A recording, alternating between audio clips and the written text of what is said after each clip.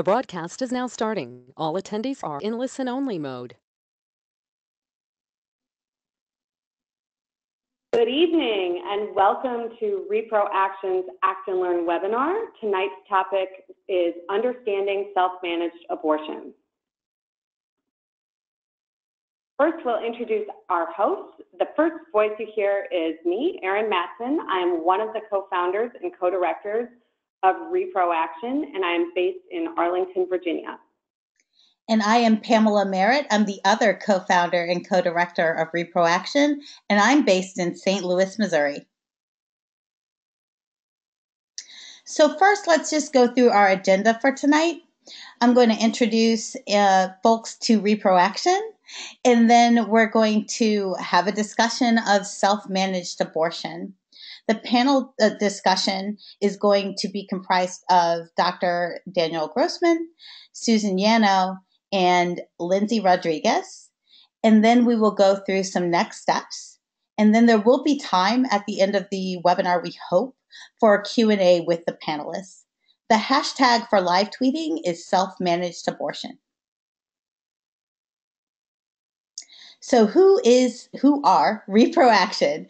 Reproaction is a new direct action group that formed to increase access to abortion and advance reproductive justice. We are proud of our left flank analysis, our willingness to hold folks on all sides accountable, whether they identify as allies or the opposition. And we are super proud of our commitment to nonviolent direct action.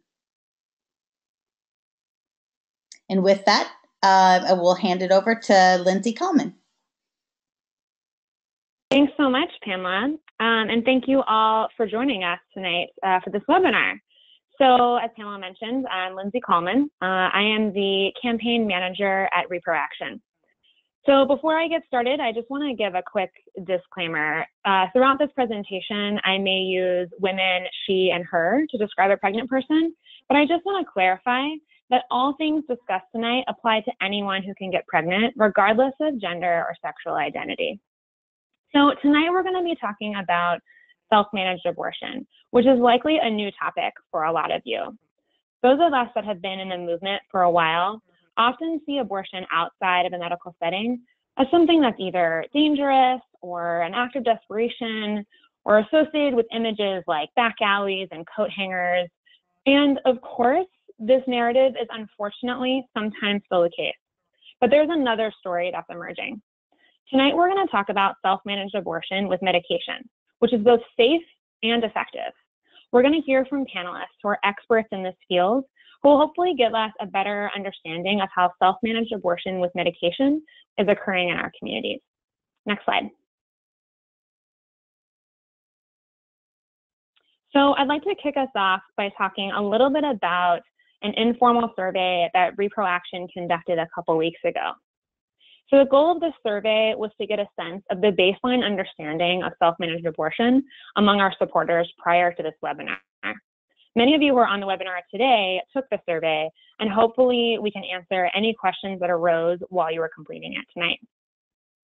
The results of the survey are from a self-reported confidential questionnaire. The total respondents were around 864 people. Most of them were white women who did not identify as transgender, with an average age of 51. As you can see, this survey is not a representative sample. And the reason I highlight that is that these results should not be extrapolated to a broader population or taken as empirical evidence. Next slide. So in this first graph, we can see that only 32.5% of respondents had ever heard of self-managed abortion. So already we can see that there's a great need for more information on this topic. Despite the fact that most respondents were not familiar with the term, about half of the respondents still deduced that self-managed abortion occurs outside of the medical setting. Next slide. The associated terms selected by respondents was also very telling. When given a list of terms of which respondents could select as many as they feel like associated with self-managed abortion, 60% associated it with medication abortion. Now, 30% of of people associated self-managed abortion with coat hangers. And in addition to this, several more wrote in responses that expressed similar concerns about safety. There were some themes and questions that emerged that we hope to address tonight, too, that came out of this webinar, or that came out of this survey. So one, there was a lot of confusion about the term, in particular with regard to Plan B and medication abortion that's administered by a provider. So both of these sources of confusion we will address in a minute. Some respondents also expressed concern about safety, which we will certainly touch on tonight. But the biggest theme that came out of the survey was a desire to learn more, which we certainly hope will be satisfied during this webinar. Next slide. So with all of that in mind, let's transition to understanding what self-managed abortion actually is.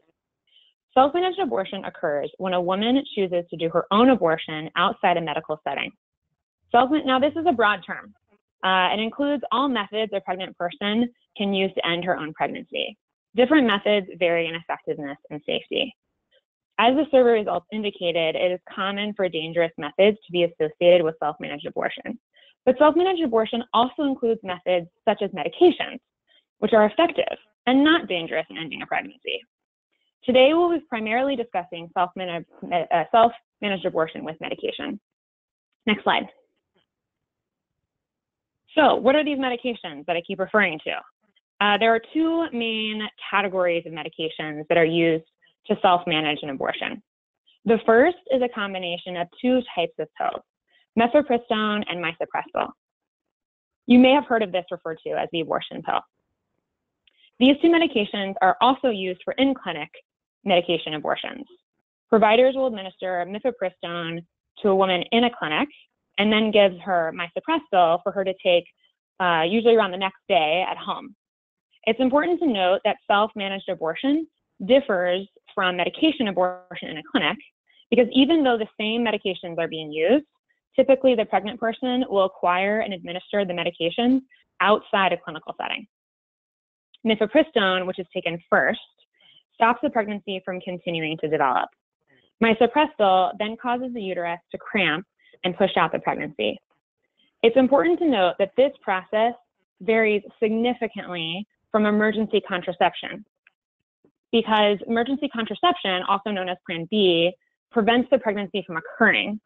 Plan B will not end an established pregnancy. And I just wanted to stress that because that was something that has come out of the survey as a source of confusion, as well as has been a source of confusion in the past. So complications from both mifepristone and misoprostol are pretty rare, and future panelists will get into more details on that. When misoprostol is used by itself, which is the second type of self-managed abortion with pills, it still functions the same way, but the dosage and process is different. That will also be explained a little bit later on by our panelists. Unlike mifepristone, which is highly regulated, misoprostol is more commonly available since it has so many other uses. It's used for ulcers, arthritis, and postpartum hemorrhage, just to name a few. So often when the topic of self-managed abortion with pills comes up, people want to know, where do women find these medications outside of the medical setting? At this point, I don't want to go into too much detail on that, but I do want to highlight a recent study done by Plan C Ingenuity. During this study, mystery shoppers purchased mifepristone and misoprostol from unauthorized online suppliers. They tested the medications in a lab and found that most pills had enough active ingredient to effectively end a pregnancy. However, they also discovered that none of these medications came with instructions on how to use them. I think the study really speaks to the necessity of widely available information on self-managed abortion. Luckily, groups like Plan C, Ingenuity, Women on Web, and Women Help Women, which we'll hear from later tonight, and more, are helping spread accurate information on these medications. For more information on the results of this study, I would encourage you all to check out the Plan C website, where there's a report card of online suppliers that they ordered the medications from available. Next slide. So as we've already discussed, there's a big demand for more information on self-managed abortion with pills. Because there is so little publicly known about the safety and effectiveness of this method, women who are already managing their own abortions are dealing with stigma and shame, even from people within the movement. Because of this need for more information, Reproaction is launching a campaign on self-managed abortion with the goal of raising awareness, including reducing stigma and building support to change unjust laws. We'll be hosting a variety of activities and events, such as community forums, strategy sessions, and campus presentations in the DC metro area, Missouri, Virginia, New York, and more. We really hope that you will consider joining us in our efforts. And if you're interested in learning more about this campaign, please join our mailing list so that you can be the first to know about these activities in your area. Next slide. Now I would like to introduce our first panelist, Dr. Daniel Grossman. Dan Grossman focuses his research on both clinical and social science studies aimed at improving access to contraception and safe abortion in the United States, Latin America, and Sub-Saharan Africa, as well as evaluating the impact of integrating reproductive health and HIV services. He has published over 100 articles in peer-reviewed journals and serves on committees for professional organizations such as the American Public Health Association and the American College of Obstetricians and Gynecologists. As a faculty member in the Department of Obstetrics and Gynecology and Reproductive Sciences at UCSF, Dan performs clinical work at the San Francisco General Hospital. He is also a senior advisor with IBIS Reproductive Health. Dan received his Bachelor's of Science in Molecular Biophysics and Biochemistry from Yale University and an MD from Stanford University. He completed his residency in Obstetrics and Gynecology at UCF. So please join me in welcoming Dr. Daniel Grossman. Thanks so much, Lindsay. You can hear me? Good. Thanks for the invitation to participate on this. So I'm going to talk a little bit about some of the published literature, some of the published research on self-managed abortion. Next slide. So just quickly, Lindsay went over this, but I just wanted to kind of reiterate what medication abortion is, particularly what is clinic-based medication abortion in the US. So the sort of the gold standard regimen that's used in clinics is a combination of mifepristone together with misoprostol. Mifepristone works to block the progesterone receptor and causes the lining of the uterus to become thin and kind of separates the pregnancy from the uterus. And then the second medication, misoprostol, is a class of medication that's called a prostaglandin, which causes the cervix to soften, start to open up, and causes uterine contractions to expel the pregnancy. Next slide. So as I mentioned, when these are used together, it's really the gold standard and the most effective regimen to induce an early medication abortion, which is used up to 10 weeks of pregnancy in the US. And together, they're about 96% effective or even higher depending on the gestational age. As Lindsay mentioned, misoprostol can also be used alone to induce an early abortion, but it's a little bit less effective. It's about 85% effective overall. But even the World Health Organization recognizes that this regimen with just misoprostol is a very safe and effective regimen in settings where mifepristone isn't available. Next slide. So I'm going to talk a little bit about, again, what the published research is on self-managed abortion, including a bit about how common it is, what methods people are using, why people say they do this, and a bit about safety and effectiveness. I just wanted to say a word about terminology. People use different words for this phenomenon. Sometimes people say self-abortion or self-managed abortion or even self-induced abortion. We're all talking about the same thing. And I know today for this, we're using the term self-managed abortion, but forgive me if I use a different word. Next slide. So up until recently, really the best data that we had on how common this was came from research with abortion patients.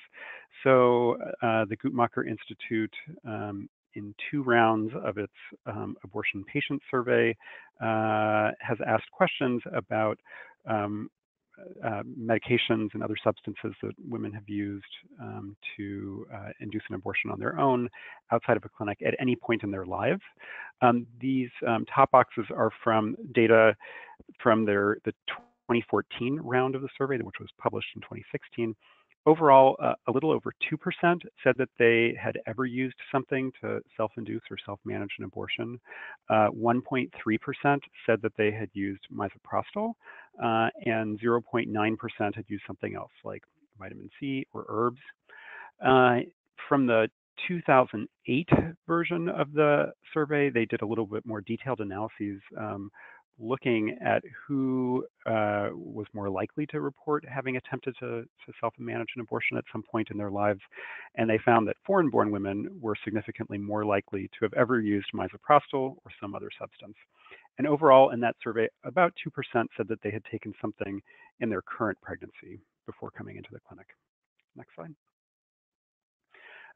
We've also looked at this among abortion patients in Texas, and it seems like it's more common. So we found in a survey of abortion patients there that about 7% reported taking something or doing something to end their current pregnancy prior to coming into the abortion clinic.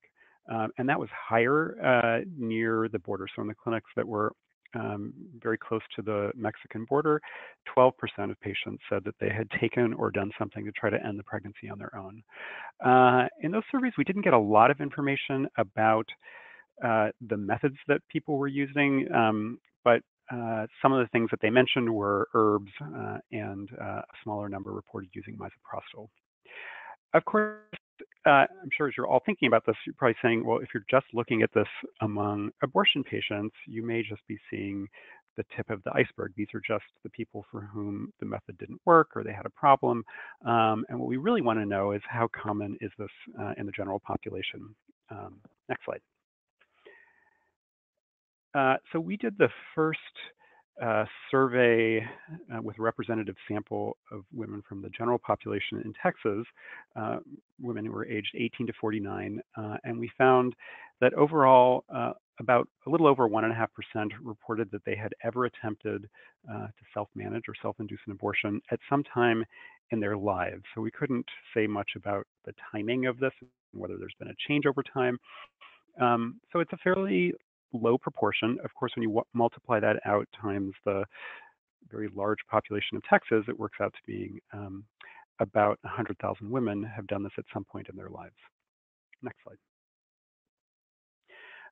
We just completed data collection for a nationally representative survey looking at the same question with a little over 7,000 women aged 18 to 49 in the US. And we're still in the process of finalizing the analysis, but it's somewhere around 1.5% say that they have ever attempted to end a pregnancy on their own without medical supervision. But I just wanted to give you an idea of the methods that people reported using. So the most commonly reported method was herbs, followed by other drugs, including things like injections, then followed by misoprostol. Similar or slightly fewer women reported being hit or intentionally getting themselves hit in the abdomen or throwing themselves down the stairs to try to end a pregnancy. Some women talked about using emergency contraception after they knew that they were already pregnant, which of course it won't work, but they did think that they were using it to try to end the pregnancy. And just to say that really nobody in this sample reported using invasive methods like a coat hanger or something like that. Next slide. It also seems we have some evidence to suggest that the methods that people are using might vary by the setting. So these were the methods that people reported using in a study that we did in Texas in 2015, where we did in-depth interviews with women who had reported attempting to self-manage an abortion within the prior 5 years. And in this group, misoprostol was the most commonly mentioned method. And I should say that all those women actually got the misoprostol in Mexico. Either they themselves went or someone was able to procure the medicine across the border in Mexico. Next slide. I wanted to mention a little bit about what are the reasons why people say they attempt to self-manage abortion from the published literature. And these come from studies where we've done in-depth interviews with people who've reported doing this. And I would say that these reasons kind of generally fall into two buckets. So one bucket is related to barriers to accessing clinic-based care. This includes things like a lack of knowledge about services, sometimes because they were just young and they had no idea where they could get an abortion. Also, some of the people who were young when they attempted to do this talked about how they thought either correctly or incorrectly that they needed to get parental consent for the abortion, and that was one reason why they wanted to try to do it on their own. A big barrier that people report is, of course, financial barriers, that it costs too much to get a clinic-based abortion. Sometimes they haven't even gone to the clinic to find out about what other sources of support there might be to help pay for the abortion, and they just think it's going to be too expensive. Some people just wanted to avoid the clinic because they've had a negative experience in the past. They know someone else who's had a negative experience, or they're just generally afraid of seeing clinicians. And then finally, the other bucket of reasons kind of falls into what I'm calling here a real preference for self-abortion. The people we've interviewed have said things like this is more like just the process of bringing your period back. It's more like menstrual regulation and less of an abortion. Some of the people we've interviewed just use herbs and vitamins and supplements for all their health care, and then they just see this as a natural extension of that. Some people talk about how they just see self-abortion as safer, quicker, or more natural. And I should say they're often comparing that to a clinic-based aspiration or surgical abortion. Next slide. Let you just read this quote. This is from a woman from one of the studies that we did in Texas, who was from the Rio Grande Valley, who sought care when the McAllen Clinic there was closed in 2014. And I'd say this quote is similar to many of the women that we interviewed there, where there were often multiple reasons that kind of pushed women toward deciding to do this. Sometimes it was because their nearest clinic closed. Sometimes because they didn't want to tell anybody about the abortion. But underlying all these reasons was really a financial barrier that was ultimately what kind of pushed them to decide to do this because of the cost. Next slide. So of course, the question that comes up a lot is this safe? I want to say, very strongly that, we know medication abortion with mifepristone and misoprostol, or with misoprostol alone, using evidence-based regimens, that is very, very safe. And the reality is that even when people are obtaining these medications at a clinic, really most of the process is happening at home and being managed by the person who is having the abortion. The reality is that we have very limited information about the safety of self-use in the US.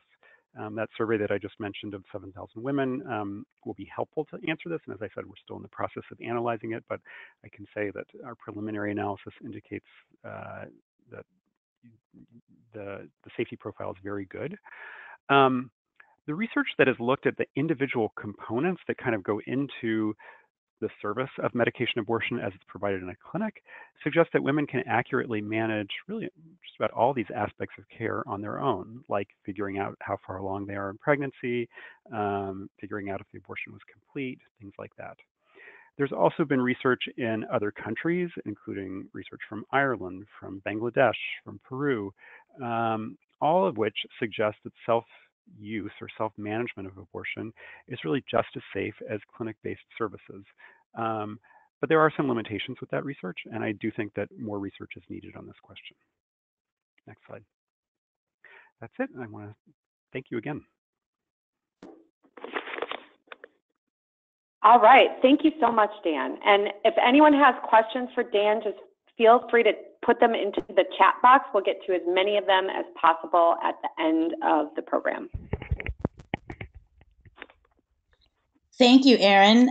So this is Pamela, and I have the pleasure of introducing Susan Yano, a longtime reproductive rights activist. Susan Yano works to expand access to abortion domestically and internationally through consulting projects. She is co-founder of Women Help Women, an international organization that provides medication abortion services, and is the U.S. spokesperson for WHW's Project SAS, Self-Managed Abortion, Safe and Supported. Susan also founded EASE, Expanding Abortion Services in the South, and coordinates the Later Abortion Initiative at IBIS Reproductive Health. In addition to consulting other domestic and international organizations that work on access to abortion, she serves on the boards of the ACLU of Massachusetts, Nurses for Sexual and Reproductive Health, Social Workers for Reproductive Justice, and the Cambridge Commission on the Status of Women. Please join me in welcoming Susan Yano. Thanks so much, Pamela. Take it away. So what I'm going to try to do is build on what Dan shared with you about research and give you some perspectives about what's going on in the ground based on the work that Women Help Women is doing. Next slide. And just to be clear, when I talk about self-managed abortion, I am only talking about abortion pills, not any of the methods that Lindsay described in the introduction. So Women Help Women does not provide information about herbs or other methods. Really, the focus is on the abortion pills. Next slide. And I think it's fascinating for people to know how we came to start using these medicines, both in clinics and people who are using them on their own. Back in the 1980s, women in Brazil looked at the warnings on misoprostol tablets, which were sold for gastric ulcers. And they noticed that the warning label said, don't take if you're pregnant, it could cause contractions. And these women started using the misoprostol. And researchers noticed that there was a drop in the rate of maternal mortality from unsafe abortion in Brazil and began studying the medicines. As Dan has pointed out, today the WHO has put misoprostol and mifepristone on the list of essential medicines and established very clear guidelines and protocols for how to use them safely and effectively. Next slide. But the issue is that most people don't know about these pills or the best ways to use them. And getting the information out to people is the reason that Women Help Women was formed. We founded the organization in 2014 with two key strategies. One is to create a website with full information about how to use mifepristone and misoprostol alone, and to provide a telemedicine service where the pills are actually sent to people who complete a consultation. Currently, Women Help Women answers over 11,000 emails every month in 7 languages and provides abortion pills to women in over 80 countries, not the US or Canada. The second part of our strategy at Women Help Women is to work with organizations who partner with us at the community level and develop ways to spread information in their communities in ways that are appropriate to their settings. Next slide. And one of the primary ways that we have done this is to help our partners create safe abortion hotlines. We're currently working with partners in over 20 countries who have hotlines, and there are multiple hotlines in some of these countries. Next slide. And the way that hotlines spread the information about their existence is really important because it varies, of course, from country to country. In Poland, there have been demonstrations in the street, banners, graffiti. Next slide. In Indonesia, our hotline partner uses a lot of heavy social media and answers inquiries via phone, text, and email. Next slide. In Kenya, the team decided that the best way to get information out was with an interactive voice recognition system so that they could handle the volume of calls and also so that the people answering the calls could be safe. So it's actually voice messages that that branch, and the person can leave their phone number at the end for a callback if they didn't get the information that they needed. Next slide. In Chile, activists have used graffiti, demonstrations, social media, and links with supportive providers to get the word out to women who need information about how to use the pills. Next slide.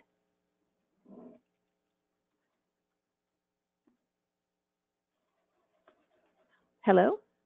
Hello, Susan, are you there? I am, but the slides just disappeared. Let's see if I can get them to come back. In Nigeria, there's also an IVR system, interactive voice recognition system, that they have publicized with parades, radio shows, and giveaways, including handkerchiefs with the phone number of the hotline printed on it. Next slide. In Ecuador, our colleagues have used stamping the hotline number on currency, putting up a banner on the most visible statue in Quito, and also have used graffiti and social media. So next slide. So what can we in the United States learn from these activists in other countries? Next slide. What we know in the United States is that there's an increasing threat to access to clinic-based services. We know that people are choosing to self-manage their abortions. As Dan pointed out, we don't know exactly how many, but we do know that it's happening. We know that there's studies that highlight the safety of self-managed abortion and the good quality of medicines from the internet providers shipping to the United States. And we know that the rate of arrests for women using pills during pregnancy is increasing in spite of the websites with instructions. Next slide. So what we know from our international work and from some of the research that's been done in the United States is that to use the pills correctly, people need accurate medical information. They deserve emotional and psychological support, and they need information to reduce the risk of arrest. Next slide, please. So to meet that need in the United States, in April 2017, Women Help Women launched a project in the United States called SAS, Self-Managed Abortion, Safe and Supported. Next slide. The site includes very easy to understand information about exactly how to use mifepristone plus misoprostol. Next slide. How to use misoprostol alone. Next slide. Information about what people can expect after using the pills. Next slide. Information about precautions, including that it's best to have somebody with you in case you need to go to the hospital. Next slide. What the signs of a complication are, and most importantly, next slide, what to say if one needs to go to the doctor.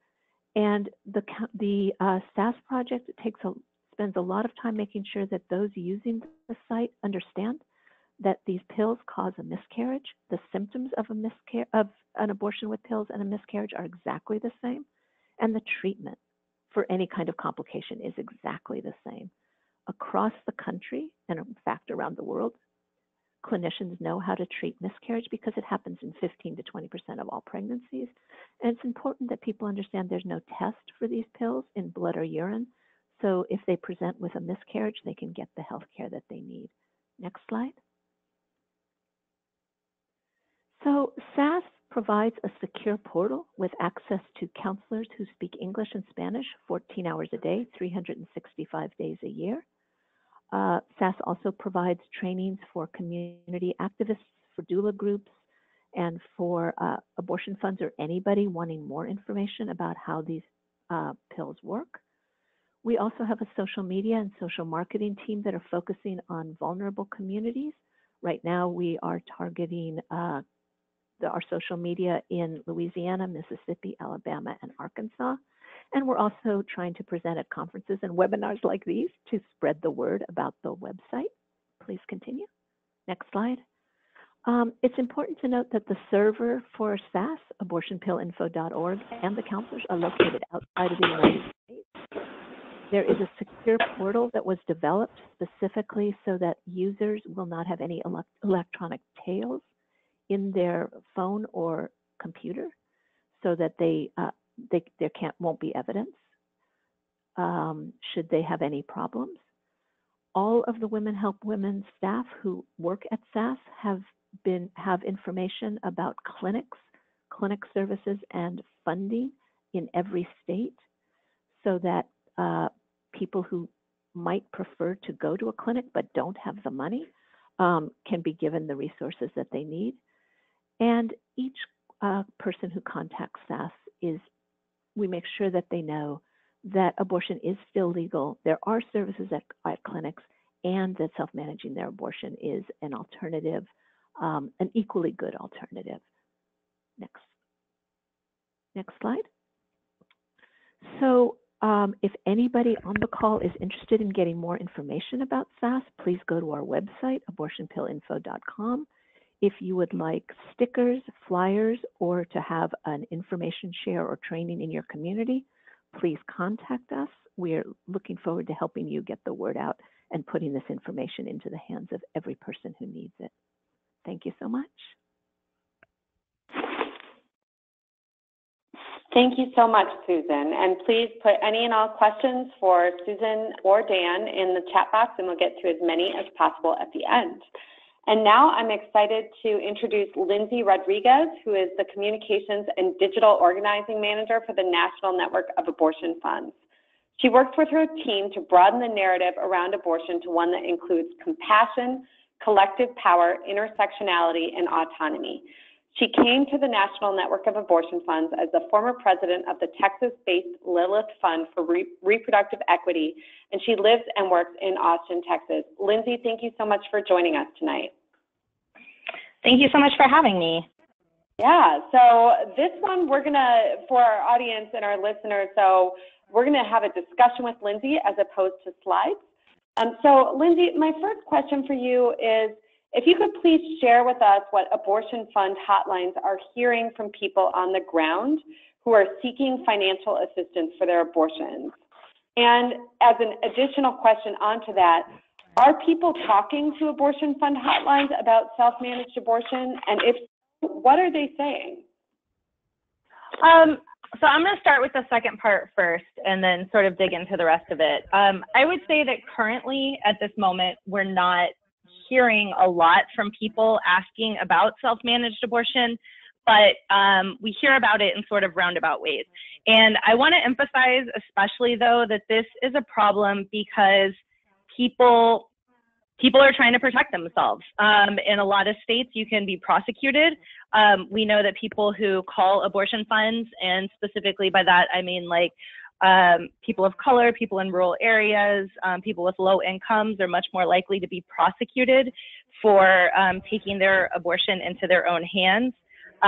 Just like we see criminalization of pregnancy and abortion across the spectrum in those particular groups. So while we're not hearing a lot about it, directly from callers, we know that it's because there's so much stigma attached, and we know that it's because people are really trying to protect themselves. We don't know if people are calling us after they've already tried to procure pills on their own. But we do know that we hear often from people, especially after their abortion has happened. We've heard from some of our We Testify storytellers, which is a storyteller program from the National Network of Abortion Funds. We've heard from people who have talked about working to get pills on their own and to self-manage.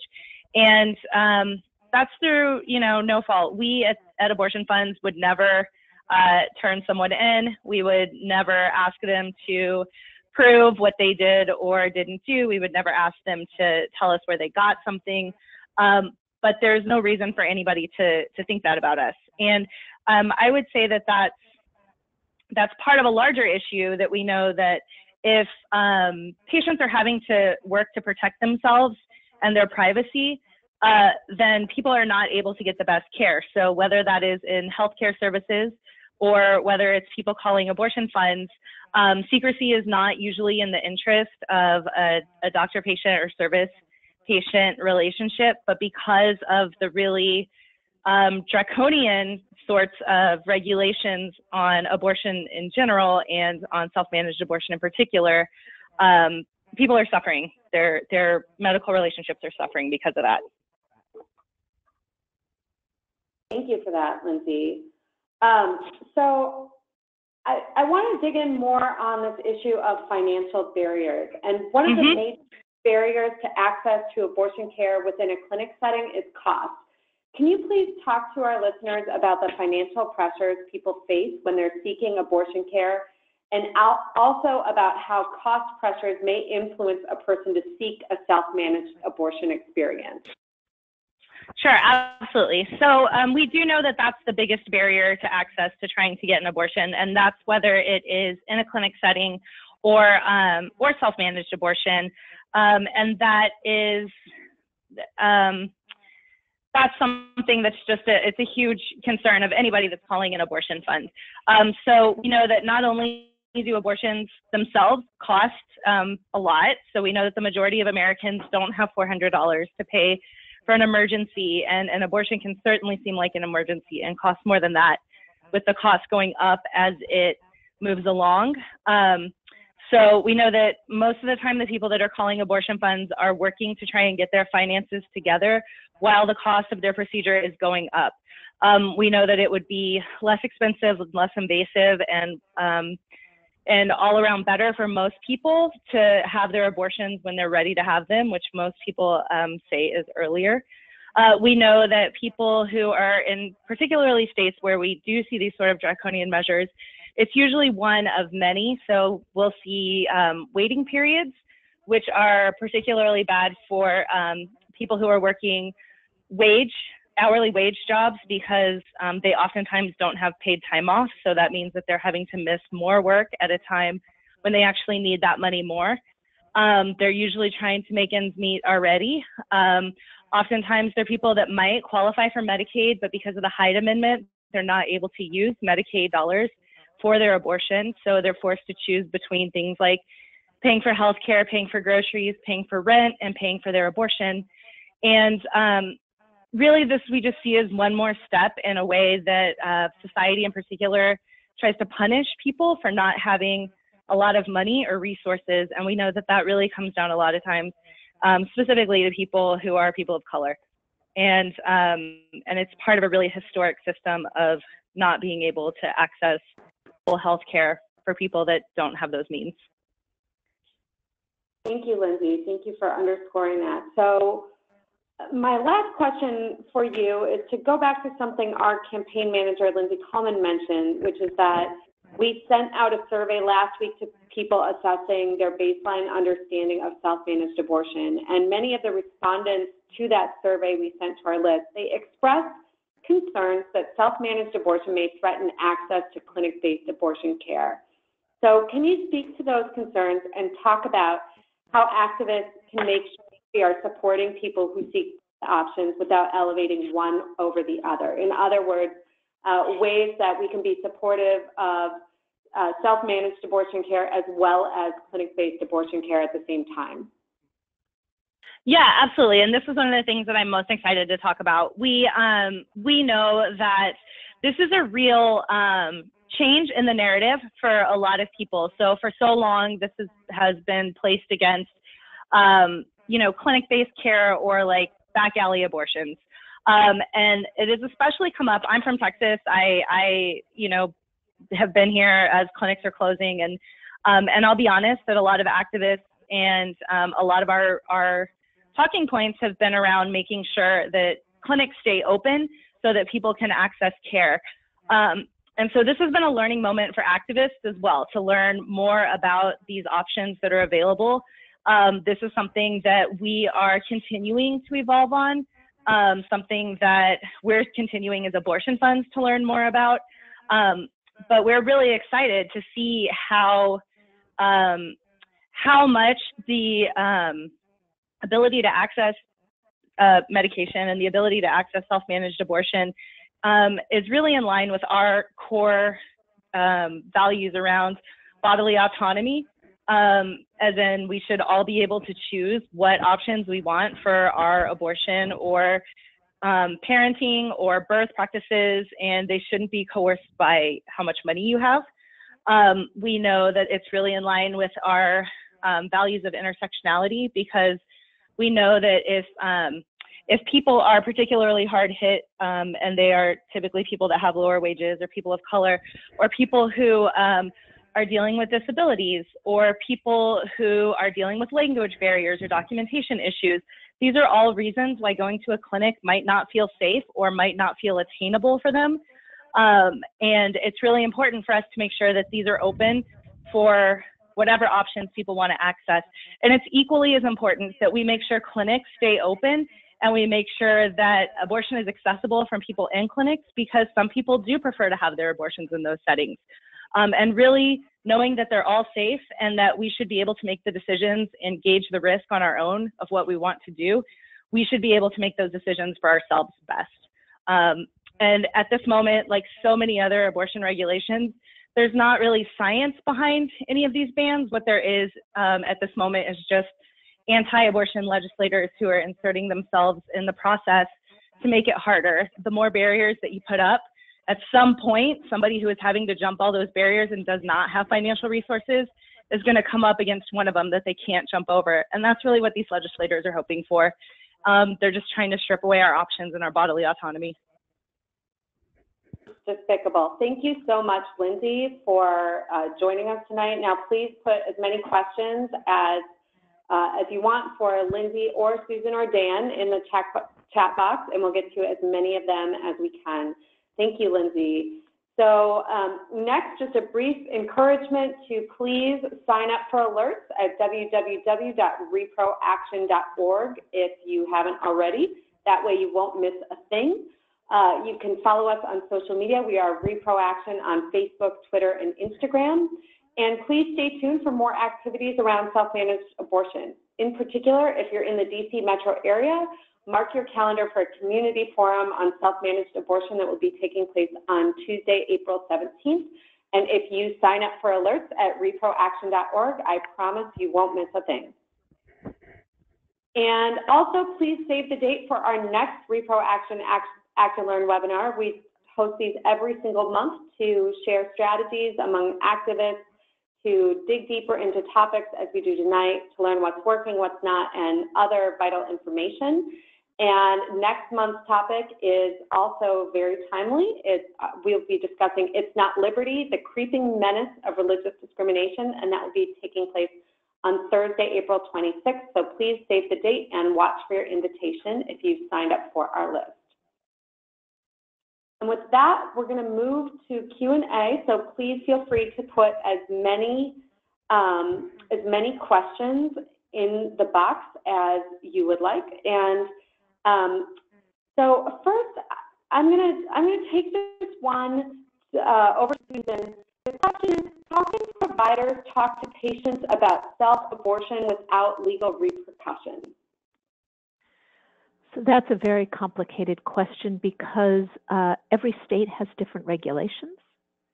And as the wonderful self-induced abortion legal team, the SIA legal team would say, even if there isn't a specific law, a creative prosecutor can find a way to make life very difficult for people.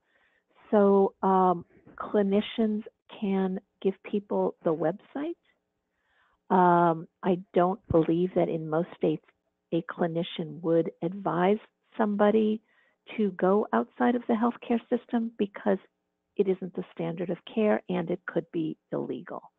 So it's people with clinical licenses are in a particularly difficult position when asked directly about this issue. Thank you, Susan. And I'd like to follow up with one very closely related question, but has some key distinctions for you. And that's the question just about the legality of sharing information, not in a clinic setting, but just lay people sharing information about self-managed abortion within the United States specifically. And the question is, how can reproductive justice organizations support people, but also protect their 501c3 status? Sure. So it's always legal to give information. All of the information on the SAS website, for example, is also on the WHO, the World Health Organization website, in terms of how to use these medicines, the best protocols, etc. So giving information versus giving advice or encouraging an action is a really important distinction. If anybody is in doubt, they can always refer somebody over to the SAS website, where our counselors are protected because they're outside of the US, and there's a secure portal and people can ask any question they want. But in terms of sharing information between ourselves and with other people, the sharing of information is legal as long as one is not telling somebody that they should do a self-managed abortion. But telling people how one does a self-managed abortion, of course, is legal. It's healthcare information. Thank you, Susan. All right, next question I'm going to share with Dan. So, questioner asked, recently the Guttmacher Institute launched their last report on abortion, and it classifies abortion on whether it's safe, less safe, or least safe. Their definition for safe abortion is that, quote, it takes place using a safe method and is done by an appropriately trained provider, unquote, and, quote, less safe when the procedure meets only one of these criteria. So the question is, how self-managed abortion can be considered as a safe practice, and how can we measure safety and quality of care when talking about self-managed abortion? I mean, that's an excellent question, and it's tough. I mean, I think that the Guttmacher is trying to differentiate the use of safe and effective medications that women may be using on their own, but possibly not with medical supervision, possibly not in the best way, and differentiate those from methods that we know to be unsafe.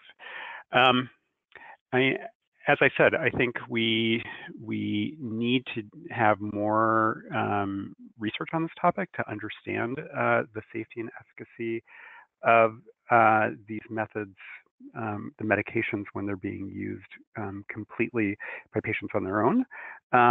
But as I said, the studies that have been done so far, which all have some limitations, primarily the biggest limitation is that they have high loss to follow-up because, as you can imagine, it's hard to study this phenomenon that in many places is really kind of underground. But I think the fact that we're seeing now multiple studies that are showing, high effectiveness rates and rates of complications that are really quite similar to the published literature is very reassuring. Thank you, Dan. All right, next question is for Lindsay, and I'd like to ask, what's the average cost for abortion, and then also for a procedure versus abortion with pills? So that's definitely going to vary depending on where you are in the country and how far along that you are. So usually the average that we see is anywhere between $400 and $600. There are some places where if you're very early, it might be around $350. But I also want to emphasize that the people that are calling abortion funds are usually farther along because they have been trying to chase down that money. So the average that an abortion fund gets is generally much higher and can be into the thousands. It's not actually unusual for an abortion to cost $10,000 or up. And that is something that, or at least for people that are calling abortion funds. When we're looking at medication abortion, it's usually around $450 to $550, depending on where you are in the country. And that is with that clinic-based care of self-managed abortion. When you're talking about the regimen that with just the one type of pill that you need that is a little bit less effective, 85%, that is actually, those pills can be had for like $50 or less. And Susan would be able to give more information on how much that kind of cost disparity looks across the world. But it can be much, much less expensive and much, much more attainable for people that are struggling to get hundreds of dollars together. Thank you. And I would like to pass that to Susan. And Susan, there's an additional question that is directed to you. If you could explain how Women Help Women gets pills to people in your international work. In the international work, and again, excluding Canada and the US, the pills are mailed. They're shipped. from a range of locations to the address that the person gives. So it's it's to one person. In terms of the costs, they vary widely. A package of mifepristone plus misoprostol over the counter in India is about $7. Misoprostol pills can cost pennies in some countries. In Mexico, a package of 20 to 24 misoprostol costs between $25 and $50, depending on the pharmacy one goes to, which part of the country. It's much more expensive in places like Ecuador and some parts of Latin America. So the cost of the pills themselves, even when they're sold in pharmacies, varies quite widely. Thank you. And my next question is for Dan. What new research areas or questions do you think are most critical for improving the reproductive health community in the United States' understanding of self-managed abortion? I don't want to sound like a broken record, but I do think we need more research looking at the safety and effectiveness as this is actually happening on the ground. And again, that kind of research is hard to do, but I think would be very useful. I think there are also people who are developing and testing kind of new models of providing medication abortion that are kind of less clinic focused and involve forms of telemedicine where the patients can be evaluated through a video chat and patients may get certain tests on their own. Genuity is doing a project with this where then the medications get mailed. My colleague Ushma Upadhyay is also developing a similar study here in California where some of the testing would be optional. And I think those more research on these kinds of telemedicine models will also be very useful. Thank you. And now I'm going to shift gears with a very medical question. And happy to kick this to Dr. Grossman. So does miscarriage blood look the same as menstrual blood? Is it darker or lighter or more clotted? In other words, would people be able to tell the difference? Would they be able to tell the difference between a miscarriage and a medication-induced abortion? Is that the question? I think the question is actually about blood, the blood itself. Is it the same color? Does it look different? Does blood associated with a miscarriage look different than blood associated with a period? With a period, we're not talking about self-managed abortion here in the question. So, I mean, definitely, I mean, with a miscarriage or an abortion, an induced abortion, I mean, yes, what the patient passes can look different from a menstrual period because there may be tissue. So it definitely can look different. That's the main difference. But if the question is actually, can you tell a difference between a miscarriage and whether someone has taken medicine to do this on their own? And the answer to that is really no, that clinically, the clinical presentation of patients who present with a spontaneous miscarriage or after or in the process of having an abortion that's been induced with medication, really clinically, those patients are indistinguishable. Thank you. All right, Susan, I suspect you'll like this question a lot. Are there ways to get involved volunteering with SAS or with Women Help Women? Absolutely. The SAS team is looking for more people on our social media and outreach teams. People in the United States can't staff the help desk because the risk is just too high. But there are many, many ways to get involved, including becoming a community trainer, a community educator. So please get in touch with me afterwards, and I'd be happy to explore your interests and how you might like to get involved. You're right. I love that question. I thought that would be a good end, and I'm about to close up, but Lindsay, I want to let you know that you have some fans in the question section. So do know that all of our panelists are highly valued. Thank you so much for this thought-provoking discussion tonight. We had several questions we couldn't get to, which tells me that there's a lot more discussion that we have to have over here at Reproaction. So thank you to all of our panelists. Thank you to Pamela and Lindsay. We will see you next month. Thanks. Bye. Thank you, everybody. Good night. Thank you.